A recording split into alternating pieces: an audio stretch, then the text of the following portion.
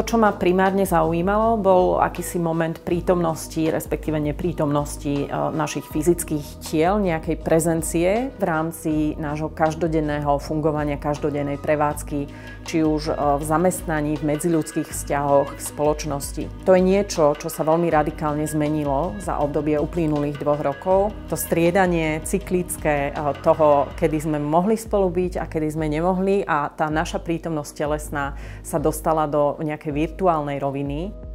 Výber diel vlastne prebiehal formou veľmi intenzívnej úzkej spolupráce s jednotlivými autormi a autorkami. Vo výsledku sa na výstave objavujú autorské polohy, ktoré telo reflektujú priamym spôsobom alebo veľmi abstraktne, naň iba odkazujú v náznaku, prípadne v nejakej intuitívnej rovine. Dalo by sa to zhrnúť možno do takých 5-6 momentov. Je to napríklad pohľad na telo a problematiku miznúceho tela cez nejakú spirituálnu rovinu. Je tam možno zohľadnený rozmer smrti, transformácie tela. Ďalší z rozmerov je spojený s posthumanistickými a transhumanistickými teóriami, kedy sa telo stáva akoby predĺženou rukou technológií alebo sa pomaly vlastne transformuje do technológií. Sú tu náznaky určitých predikcií budúcnosti, čo vlastne s telom a vôbec fyzickou ľudskou existenciou môže byť postupom času, ako sa môže transformovať, kam to vlastne celé môže dospieť.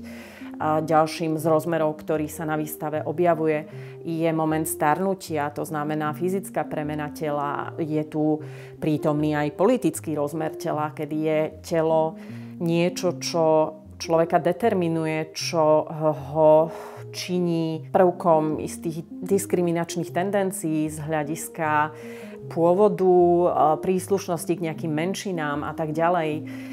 Telo sa tu objavuje v úzkej súvislosti s láskou, s vášňou, ale takisto aj s psychickým prežívaním.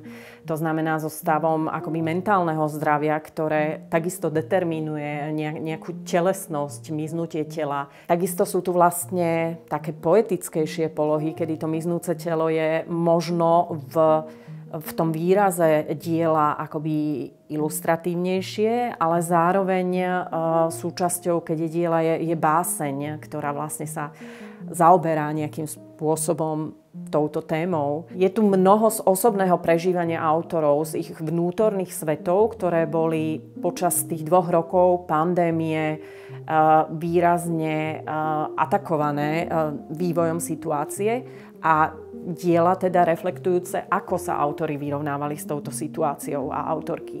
Takže sú to aj také veľmi osobné, možno formy nejakých zápiskov, impresí z tohto obdobia. Nemôžem opomenúť ani tému materstva, ktorá sa takisto týka tej telesnosti, možno miznúceho tela, objavujúceho sa tela. Takisto aj celkom abstraktné diela, ktoré sú napríklad iba zvukového charakteru a súčasťou je objekt, kde divák možno nebude vôbec akoby v prvom momente vidieť spojitosť s témou, ale časom zistí, že napríklad sám môže vstúpiť do podoby toho diela participatívne, meniť ho fyzicky a vlastne aj v tých najabstraktnejších polohách, ktoré sú na výstave zastúpené, sa dá nájsť spojenie s témou miznúceho tela.